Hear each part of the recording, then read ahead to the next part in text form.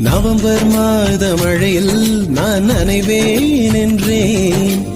எனக்கும் கூட நனைதல் மிக பிடிக்கும் என்றாய். மொட்டை மாடி நிலவில் நான் குளிப்பேன் என்றேன்.